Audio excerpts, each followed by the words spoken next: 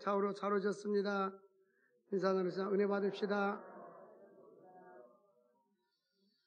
오늘 말씀의 제목은 예수 보혈의 능력이라는 제목으로 말씀을 상고하고자 합니다. 사람들은 행복해지기를 원합니다. 그래서 행복이란 많은 정의도 내리기도 하는데 사도행전에 보면 에비구론이라는 말이 나오는데 원래 에피쿠로스 학파들, 사도 바울이 에피쿠로스 학파와 논쟁을 할 때에 있었던 얘기를 우리 성경은 에비구론이라고 되어 있습니다. 에피쿠로스 학파 철학자들은 행복을 이렇게 정의합니다. 수학적으로 나의 욕심을 비울 때, 내 욕심을 적게 가질 때 우리의 행복 지수는 높아지고, 이제 수학으로 말하면 분모 분자해 가지고 내가 욕심이 많을수록 행복 지수는 적어진다. 그런 공식을 세웠어요. 근데 성경은 진정한 행복은 우리의 소유에 있지 아니하고 예수 그리스도에 있습니다. 뿐만 아니라 우리는 만족할 때에 똑같은 삶을 살아도 만족하는 지수마다 사람들마다 다릅니다. 근데 그 연구에 의하면 오히려 가나안 나라 사람들이 행복 지수가 높아요. 왜냐하면 엊그저께 텔레비전을 보면서 아프리카 우간다에 관한 쭉 이거를 보여주더라고요. 근데 이 사람들이 사는 사람들은 좀 원시적인 삶을 사잖아요. 그 사람들은 제가 그런 얘기를 했어요. 사람들은 참 행복해 보인다. 왜 그럴까? 이 경쟁적이지 않고 어떤 많은 소유에 관한 욕망이 별로 없기 때문에, 물론 우리 모두도 다 욕망이 없는 다 자체는 나쁜 것, 욕망 자체가 나쁜 건 아니지만 우리가 어떠한 것에 대한 욕망을 가지고 사느냐, 우리는 선한 욕망을 가지고 살아야 될 줄로 믿습니다. 성경에 보니까 선한 사업에 부하고 나눠주기를 좋아하는 자가 되게 하라. 선한 일에는 1등 가고 부한 자가 될 수 있기를 원합니다. 우리는 예수 보혈의 능력, 하나님께서 성경을 자세히 보면, 창세기 보면 인간에 주신 축복이 무엇인가? 하나님이 인간을 만들고 나서 제일 먼저 축복하신 말씀이 생육하고 번성하여 땅에 뭐하라? 충만하라. 창세기는 계속해서 생육하고 번성하는 말이 반복해서 나옵니다. 아브라함에게도 내가 너에게 복주고 복주어 번성케 하리라고 약속하셨고, 노아 홍수 시대 때에 홍수로 인간을 다 멸종한 후에 노아 가족만 남았을 때 다시 방주에서 나와서 예배를 드리고 제사를 드렸습니다. 그때 노아에게도 생육하고 번성하여 땅에 충만하라. 근데 우리나라는 인구 면에서 볼 때에 비전이 없어요. 그러니까 출산율이 0.75라고 하는데 일본이 1.35에서 딱 스톱이 됐다고 하는데, 1.35 됐을 때 계속 출산을 장려하기 위한 많은 정책을 썼다고 하는데, 미래학자들의 말에 의하면 어떻게 우리나라가 변할지 모르지만 우리나라를 연구하는 사람이 지구상에서 가장 먼저 없어질 나라가 대한민국이다. 왜 그럴까요? 출산율이 적으니까. 베트남에 가면 20대 미만의 아이들이 엄청나게 많습니다. 그래 우리나라 향후 발표에 의하면 한 2050년쯤 가면은 인구 10명당 20세 미만의 인구가 지금처럼 출산하면 2명뿐이 안 된다. 개봉역에 있으면 10명 지나가면 2명이 20대 미만이니까 초고령 사회가 되는 거예요. 우리는 영적으로도 회복뿐만 아니라 나라가 지금 회복돼야 할 줄로 믿습니다. 나라와 민족을 위해서 기도하고, 우리는 여러 가지 비전을 해서 나만 잘 살아서 잘 사는 게 아니에요. 우리는 서로 협력하고 공존하고 또 하나님 영광 나라를 위해서 살아야 될 줄로 믿습니다. 하나님께서 인간에게 생육하고 번성하고 땅에 충만한 축복을 주셨는데 인간이 범죄했습니다. 선악과를 따먹지 말라 했는데 하나님이 인간에게 너는 모든 걸 네 마음대로 다 하고 선악과를 따먹을 수 있는데 에덴 동산의 중앙에 있는 선악과는 따먹지 말아라. 따먹는 날에는 정녕 네가 죽으리라. 그런데 사람들은 하지 말라는 걸 또 하고 싶어요. 그래서 인간에게 자유의지로, 선택의 자유를 주었습니다. 하나님은 우리를 로봇처럼 만든 게 아니라 우리의 자유의지를 주셨어요. 따먹을 수 있는 자유, 따먹지 않을 수 있는 자유, 내가 죄를 질 수 있는 자유, 선을 행할 수 있는 자유, 이거는 우리의 선택에 달려 있습니다. 근데 어느 쪽을 선택하느냐에 따라서 인생이 달라지는 것입니다. 그래서 아담과 하와는 선악과를 따먹고 범죄했어요. 그래서 선악과를 따먹고 범죄함으로 말미암아 하나님과 멀어지고 하나님과의 교제가 단절됐어요. 이제 아담이 숨었습니다. 아담아, 내가 어디 있느냐? 내가 부끄러워서 숨었습니다 라고 말합니다. 사람이 범죄하게 되면요, 수치심과 부끄러움과 죄의식이 생기게 돼서, 하나님은 누구에게나 양심을 주셨기 때문인 것입니다. 근데 이제 이 부끄럽기 때문에 죄 지은 사람들은 하나님 앞에 낯을 들고 갈 수가 없는 거예요. 담력이 없는 거예요. 그래서 하나님께서 이 땅에 우리를 구원해 주기 위해서 예수 그리스도를 보내주신 것입니다. 그러므로 본문은 우리는 예수의 피를 힘입어 성소에 들어갈 담력을 얻게 된 것입니다. 아담과 하와가 타락한 후에 하나님께서 어떤 결과를 주냐? 낙원에서 쫓겨났습니다. 에덴 동산에는 과일이 있었고 먹을 것이 많이 있었고 천사가 있었고 하나님과 교제했던 곳이었어요. 그런데 이들이 범죄하고 난 후에 동산에서 쫓겨나가지고 들어올 수 없도록 길을 막아버렸습니다. 하나님께서 화염검을 들고 천사들을 지켜서 못 들어오게 막았어요. 에덴 동산 안에는 뭐가 있었습니까? 생명나무 과실이 있었어요. 이 생명나무 과실을 따먹으면 삽니다. 영생하는 거예요. 죽지 않고, 죽음이 오지 않고 영원히 사는 겁니다. 그런데 이제는 그걸 따먹지 못하도록 동산 중앙 안에는 선악과도 있었고 생명나무 과실도 있었는데 이들이 선악과를 따먹은 거예요. 근데 생명나무 과실을 먹으면 또 영생하니까 못 따먹도록 길을 막아버린 것입니다. 그래서 그들이 쫓겨났어요.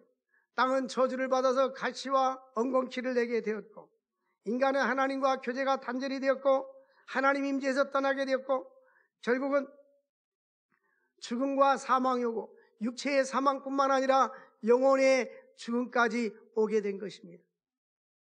여러분, 우리 인간의 행복은 관계에 달려 있어요. 우리 행복은 하나님과의 관계가 아름다울 때, 또 가정에서도 부부간의 관계가 아름다울 때, 부모와 자녀와의 관계가 아름다울 때, 또 직장에서도 이웃과의 관계가 아름다울 때 우리는 행복한 거예요. 인간관계가 문제가 생겨버리면 가정이 파괴가 되고 인간관계가 파괴가 되고 문제가 삶이 파괴가 되는 것입니다. 그러므로 신앙은 하나님과 우리 사이에 관계가 깨졌던 것을 예수님이 중간에 십자가에서 죽으심으로 관계를 회복시켜 주시는 것입니다. 그러므로 예수님을 잘 믿는다, 신앙이 좋다라는 것은 여러 가지로 표현할 수 있지만 그 중에 하나가 바로 관계입니다. 예수를 잘 믿는 사람들은 성숙한 인격을 가지고 하나님과의 관계가 좋으려면 어떻습니까? 청결하고 거룩한 삶, 죄와 멀어진 삶을 살게 되는 거죠. 뿐만 아니라 하나님이 기뻐하는 삶을 살게 되고, 또 이웃과의 관계에 있어서도 고린도서 13장에 있는 대로 사랑을 실천하며 온유하고 인내하고 우리가 이렇게 성경 말씀대로 살아가는 거예요. 우리는 예배 출석하는 것도 귀한 것입니다. 그러나 중요한 것은 말씀을 듣고 내 인격과 내 신앙이 성숙해야 하는 것입니다. 이게 멈춰서는 아니고 예수 그리스도의 장성한 분량까지 자라나야 되는 것입니다. 그래서 우리가 하나님이 내 생명을 부르는 그날까지 나의 신앙과 나의 인격과 내가 주님을 알아가는 것이 점점점 장성한 분량까지 성장해 나가야 하는 것입니다. 저는 책임력을 참 좋아합니다. 이번에 지난 주일날 우리 신대원 총동창회 임원들 일본에 갔다 왔어요.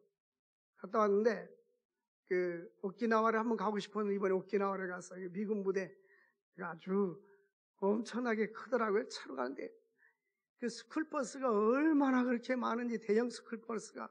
가이드가 그런 얘기를 해요. 여기 이 안에 이 캠프 안에 사는 사람들이 35,000명인데 미군이 2만 명, 그의 가족들이 15,000명. 그래가지고 초중고등학교, 대학교가 그 안에 다 있는 게 작은 미국인 거예요. 동남아 지역을 딱 지키기 위해서 미국 공군 부대가 본토에 가장 큰 게 있고 두 번째로 큰 것이 오키나와에 있어요. 어쨌든 다녀왔어요. 건강하게 잘 다녀왔는데 똑같이 갔다 왔는데 감기 몸살기가 있어서 제가 감기약제를 갔더니 의사 선생님이 한번 코로나 검사해보자고 그러더라고요. 그래서 했더니 양성이래. 1시간 후에 문자가 왔어요. 당신은 일주일 동안 꼼짝 말고 집과 병원과 약국만 가세요. 근데 저는 집에 있는 걸 뭐 나쁠 건 없었는데 한 40년 동안 집에만 있어 본 적이 없어요. 이 교회도 못 가고. 근데 다른 건 괜찮은데 예배당 못 가는 게 좀 불편했는데 한 주간 동안 휴가를 맡아가지고 다른 행사를 다 멈추고 책 읽고 성경 읽고 묵상하고 잠도 실컷 자고 어떤 목사님이 나는 천국 가면 잠을 실컷 자고 싶다 그러더라고요. 근데 저도 그런 생각이 들었어요. 연말이고 연초되고 얼마나 바빴어요. 뭐 단기 선교도 갔다고 바빴잖아요. 굉장히 잠이 부족했었는데 이제 그 코로나가 다 끝나고 나니까 너무 감사한 거예요. 하나님 앞에. 왜 감사하냐? 하나님께서 그 방법이 아니면 쉬지 않으니까 하나님이 푹 쉬게 해주셨어요. 뭐 가벼운 감기 정도뿐이 안 거쳐갔어요. 근데 어쨌든 지나고 나서 보면 하나님의 은혜더라. 아침에 해가 뜨고 저녁에 해가 지고 이게 당연한 줄 알았는데 그것도 하나님의 은혜더라. 우리는 삶을 지나고 보면 하나님의 은혜입니다. 어쨌든 우리는 이 관계가 중요한데 하나님께서 우리 인간들 죄인들을 회복시켜주기 위해서 예수님을 보내주셨어요. 그래서 로마서 6장 23절 보면 죄의 싹은 사망이요. 이 죄를 짓게 되면 결국은 사망입니다. 이 성경에서 이야기하는 사망은 육체적인 사망도 있지만 영적인 사망을 말합니다. 그래서 우리 그리스도인들은 첫 번째 사망, 모든 사람이 육체적으로 죽음을 맞이하는 것을 첫 번째 사망이라고 합니다. 근데 두 번째 사망은 지옥에 가는 것을 두 번째 사망이라고 그래요. 그래서 요한계시록 20장에 보니까 예수를 구주로 영접한 사람들은 두 번째 사망에 임하지 아니하리라. 지옥 가지 아니하리라. 그 말씀인 것입니다. 그래서 우리에게는 예수를 믿는 자에게는 영생이 있고 생명이 있고 두 번째 사망에 이르지 아니하는 것입니다. 하나님은 긍휼이 풍성하세요. 우리가 기도할 때마다 긍휼이 풍성하신 하나님 이 표현을 쓰잖아요. 이 긍휼이라는 말은 하나님이 인간에 대해서 말씀할 때에 용서할 수 없는 죄인들을 용서해 주는 하나님의 사랑을 긍휼이라고 합니다. 우리 하나님 앞에 얼마나 많은 긍휼을 입고 삽니까? 이게 긍휼이에요. 그리고 사람이 사람에게 대해서 긍휼하다, 긍휼을 베푼다는 말은 그 사람에 대해서 불쌍히 여기는 마음, 그 사람에 대해 동정심 이런 것을 긍휼이라고 말합니다. 이게 성경에서의 긍휼은 이 선택적인 하나님의 사랑을 말합니다. 하나님 우리를 선택해 주시고 하나님 우리를 용서해 주시고 하나님의 한없는 은혜와 축복을 우리에게 주시고 용서해 주시는 하나님의 사랑입니다. 하나님께서 이러한 것을 우리에게 언어로 문자로만 말하는 것이 아니라 이제 그림으로 보여줬어요. 그 그림이 뭐냐? 성막입니다. 구약시대 때는 실제적인 성막, 성전을 지었어요.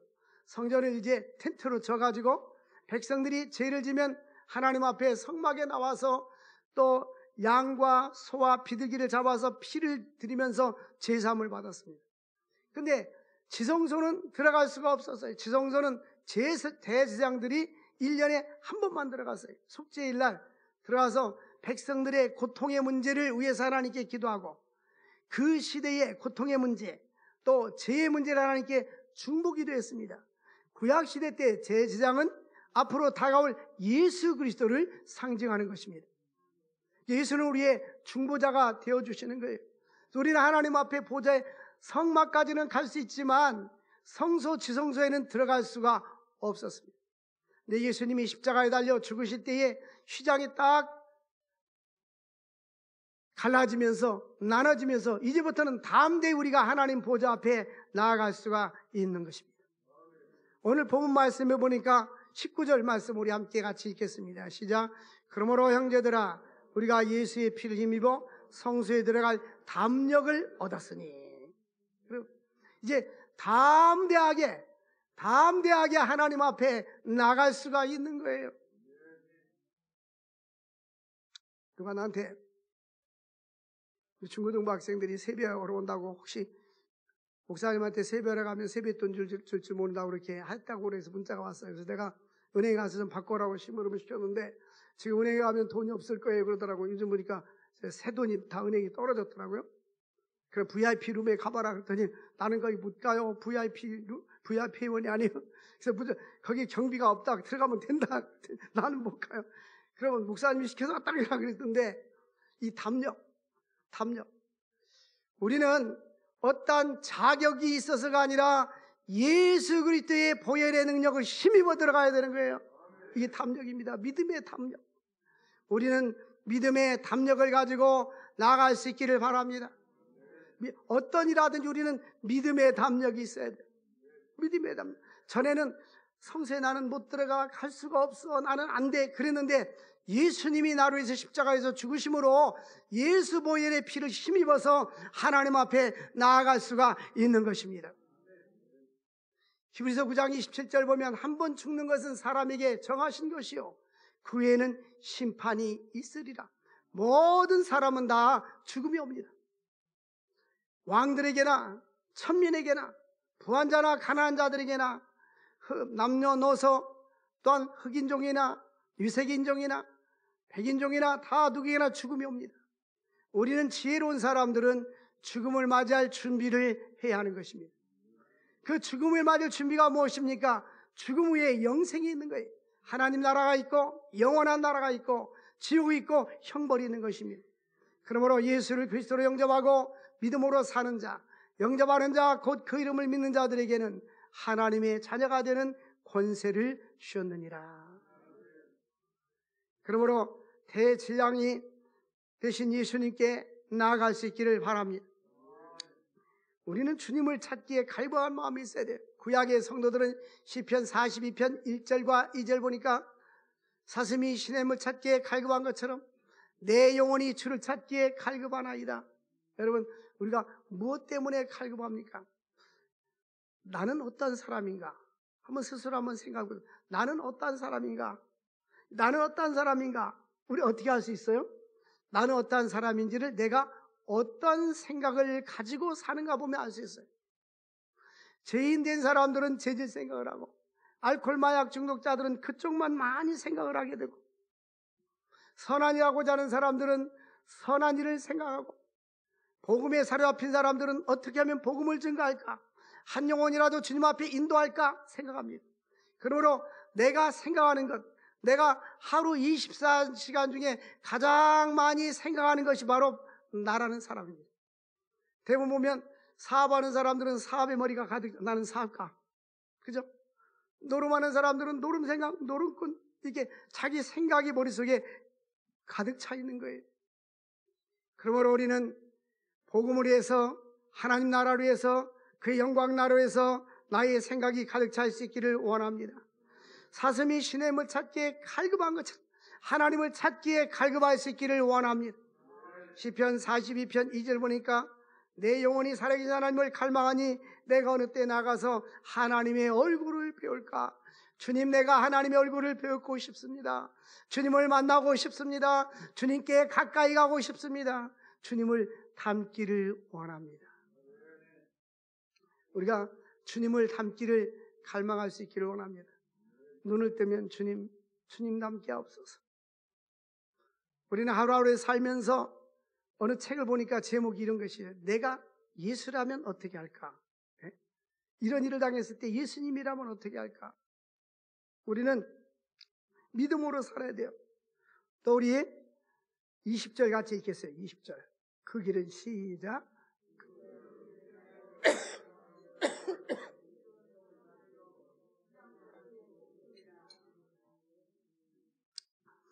그 길은 우리 위해서 휘장 가운데 열어놓으신 새로운 산입니다. 주님이 천국 갈 수 있는 길을 쫙 열어놓으셨어요. 주일학교 다닐 때 천국에 가는 길은 뭐뿐이죠? 천국에 가는 길은 뭐뿐이죠? 많이 불렀잖아요. 하나님이 천국 가도록, 우리가 천국 가도록 담이 막혔는데 예수님이 시장을 쫙 열어놓으셨어요. 내가 곧 길이요 진리요 생명이니 나로 말미암지 않고는 아버지께로 올 자가 없느니라. 우리가 인생을 살면서 최고의 축복은 예수 믿는 거예요. 최고의 행복은 예수 믿는 거예요. 내가 예수를 인격적으로 만나는 거예요. 하나님께서 나에게 길을 열어놨습니다. 그 길은 천국의 길인데 그 길을 반드시 예수님을 통해서만이 갈 수가 있는 거예요. 다른 길로는 갈 수 없어요. 다른 길은 없어요. 할렐루야. 사도행전 4장 12절 보니까 다른 이름으로는 구원받을 수 없어. 오직 예수의 이름으로만이 구원을 얻을 수가 있는 것입니다. 그러므로 히브리서 13장 20절에 보면 이제 우리가 예수의 피를 힘입어서 19절엔 예수의 피를 힘입어 성소에 나갈 담력을 얻었다고 했는데 히브리서 13장 20절이니까 이것을 영원한 뭐라고요? 언약의 피다. 이 인간 대 인간의 최고의 언약은 결혼 언약입니다. 결혼 언약. 우리가 결혼할 때 꼭 서로 간에 언약을 하잖아요. 신랑 신부에게 서약을 시키잖아. 이게 인간에게 이 땅에 태어나서 가장 큰 언약이 결혼 언약입니다. 근데 하나님과 우리와의 언약은 어떤 언약이냐? 예수 그리스도의 십자가를 통해서 우리에게 주시는 영원한 언약입니다. 이 영원한 언약은 뭐냐면 예수를 믿음으로 영생을 얻는 것이에요. 다른 길은 없어요. 그냥 조건이 없어요. 너가 어떤 죄를 졌든지 관계없어요. 우리 주만 믿으면. 불신자들이나 예수 안 믿는 사람들은 우리를 비난합니다. 예수쟁이들은 그저 교회 가서 회개만 하면 되고 마음껏 살아. 근데 그들이 말한 것처럼 마음껏 살지 않아요. 신앙의 조면 그렇지 않아요. 그러면 제가 많은 사람들이 이렇게 접촉하잖아요. 역시 성품이 좋은 사람도 있고 착한 사람도 있지만 평균적으로 예수 믿는 사람들, 신앙생활하는 사람들이 선한 사업을 많이 합니다. 제가 오래전에 베트남 캄보디아 처음 갔을 때에 안 가봤기 때문에 패키지 여행을 한번 갔어요. 그럼 패키지 여행을 안 가지고 항상 단기 선교를 알아서 가는데 여행사 신청을 했더니 광주, 인천, 대구 여러 사람들을 모아놓고 베트남에 갔다가 캄보디아를 이렇게 갔어요. 캄보디아 갔더니 요즘 그게 없어졌더라고요. 대형 버스만 관광버스만 딱 쓰면 아이들이 거짓대가 쫙 줄서 $1 달라고 $1 하는 거예요. 그 $1를 달라고. 근데 자기들을 위해서는 쇼핑센터에다 갖다 막 놓으면 돈을 갖다가 수십만 원에서 심지어는 수백만 원 돈을 쓰더라고요. 근데 $1를 주는 사람이 거의 없었어요. 사람들이 예수를 안 믿어서 그런가? 아니면 그런 사람들만 모였는가? 제가 그 다음에는 있는 달러를 다 주긴 줬는데 그 다음에는 $1짜리를 많이 먹어가지고 갔어요. 근데 그 다음에 가니까 없어. 그런 아이들이 왜 없냐고 그랬더니 정부에서 단속해서 없어졌대요. 그러니까 우리가 도울 수 있는 것도 기회예요. 줄 수 있는 것도 기회예요. 할렐루야. 어쨌든 우리 그리스도인들은 사는 모습도 달라야 돼요. 할렐루야. 그래서 영원한 언약. 하나님이 영원한 언약은 뭐냐면 너가 예수만 믿으면 어떤 조건도 필요 없이 영원한 천국으로 들어갈 수 있도록 인도해 주리라. 이게 바로 영원한 언약의 피예요. 두 번째로 예수를 통해서 우리가 담대히 하나님께 나아갈 수가 있어요. 여러분 인생을 살 때요 이게 용기가 있고 담대함이 얼마나 중요한지 몰라요. 저는 크리스찬 서적뿐만 아니라 일반 책을 읽어보면 세계에서 성공한 사람들 이야기 책을 많이 읽어보는데 이 사람들은 이 도전 정신이 있어요. 모험심이 있어요. 1%의 가능성 이런 책이 있어요. 자기는 99%가 안 될 것 같고 1%의 가능성이 있다면 1%를 가지고 자기는 도전한다. 이런 사람들이 보면 사회를 이끌고 역사를 이끌고 기업을 이끌고 가는 사람들입니다. 그런데 이 담력이 있어야 돼요. 근데 잠언서에 보면 악인은 쫓아오는 사람이 없어도 도망가지만 의인은 사자같이 담대하리라. 우리가 담대해야 될 이유는 뭡니까? 예수님이 우리 죄에서 죽으시고 죄 용서함을 받았기 때문에 우리 하나님 앞에 담대히 나갈 수가 있는 거예요. 이 담대히 나간다는 의미가 뭐냐면 하나님 앞에 기도하고 하나님 우리 눈에 보이지 않지만 초월에 계신 하나님은 우리와 함께 계시고 기도할 때마다 응답해 주시니까 멀리 계시다 생각하지 말고 내재하신 주님과 대화하듯이 하나님께 기도하십시오. 담대하게 기도하십시오. 하나님께 마음껏 요구하십시오. 그분은 너희가 무엇이든지 내 이름으로 구하면 내가 시행해 주리라 약속해 주셨습니다. 다른 것이 없어서 기죽지 말고 예수님이 있기 때문에 담대할 수 있기를 주의 이름으로 축원드립니다. 찬양 있잖아요. 예수의 이름으로 나는 예로 서리라. 여러분, 예수 믿는 것이 얼마나 행복하고 힘이 되고 감사한 것입니까? 찬송가도 예수는 나의 힘이요, 예수님이 힘이 될 수 있기를 원합니다. 더 중요한 것은 이제는 하나님과 깊은 교제 속에 들어가는 것입니다. 하나님께서 나에게 예비하신 것이 뭡니까? 지성소. 과거에는 지성소에 못 들어갔는데 휘장이 갈라지면서 이제는 지성소에 들어갈 수가 있었습니다. 이 지성소에는 바로 예수님의 구속사역을 통해서 하나님이 거하시는 곳, 하나님이 임재하는 곳. 과거의 지성소에는 법궤가 있었고 하나님이 거기에 임재해 있었어요. 그래서 일반인들이 들어가면 즉사해서 죽었습니다. 대제사장들만 들어갔어야 돼요. 근데 이제는 우리가 하나님과 함께 교제하면서 살아갈 수가 있는 것입니다. 지성소에는 생명과 축복을 체험하면서 하나님과 교제하면서 사는 것입니다. 이제는 내가 예수를 믿었어요.